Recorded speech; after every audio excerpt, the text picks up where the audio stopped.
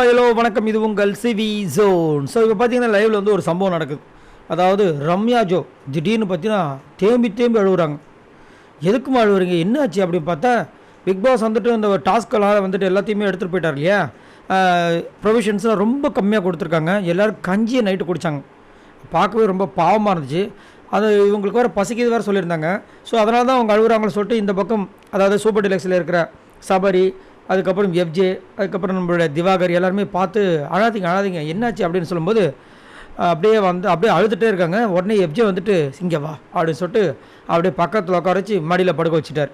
Right, ஆதரிக்கு அடுத்ததாப்பா அப்படின்ற மாதிரி எல்லாருமே கருத்து தெரிவித்தாங்க.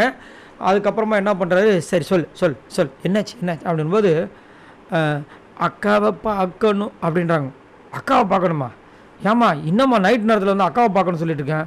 சோறு வேணுமா உனக்கு, அக்கா வேணுமா? இல்லை அக்காவை பார்க்கணுன்றாங்க.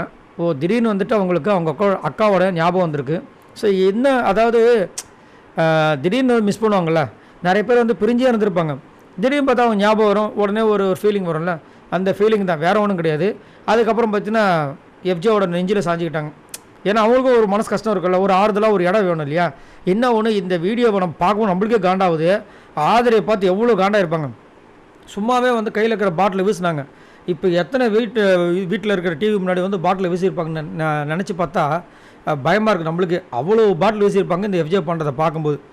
அதாவது ஆதரி இருக்க வரைக்கும் இந்த ரம்யா பக்கத்து நெருங்கவே இல்லை. நான் ஆக்சுவலாக முன்னாடி ஒரு விஷயம் சொல்லியிருந்தேன். ஆதரி எப்போ போகும், திண்ணை எப்போ காலியாகவும், அண்ணன் ஏதோ ஒன்று சொல்லுவாங்களே, அந்த மாதிரி வந்துட்டு ஆதரி போனோடனே மாமான்னு நாங்கள் ஒரு பிட்டை போட்டாங்க, அதை போகிறதுக்கு முன்னாடி. அதுக்கப்புறம் இப்போ பார்த்தீங்கன்னா அவர் நெஞ்சு மேலே சாஞ்சிட்டாங்க. ரைட்ரா, அடுத்த லவ் ட்ராக் ஸ்டார்ட் ஆகிரும் போலுக்க அப்படின்ற மாதிரி இருந்துச்சு. சரி, நீங்கள் உங்களோட கருத்தை சொல்லுங்கள். அடுத்த லவ் ட்ராக்காக வந்துட்டு இந்த எஃப்ஜே அண்டு நம்ம ரம்யாஜோவை பற்றி எப்படி என்ன நினைக்கிறீங்க அப்படின்னும்போது, ஒரு சில பேர் ஃபஸ்ட்டு இருந்த ஆதரை எஃப்ஜேக்கே வந்துட்டு தாங்க முடியல, இதில் எது வரையா. இன்னொரு விஷயமும் சொல்கிறாங்க. என்னென்னா, ஏங்க இந்த எஃப்ஜேன்றது வந்து மெட்ராஸ் பட செவுறு மாதிரிங்க.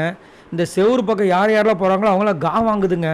இந்த பொண்ணு தெரியாமல் போயிருக்கு பாருங்கள், அடுத்த வாரம் இந்த பொண்ணு காவ் வாங்கிடுன்றாங்க. பார்க்கலாம் என்ன நடக்குதுன்னு. உங்களோட கருத்துக்களை சொல்லுங்கள். பாய் நண்பர்களே.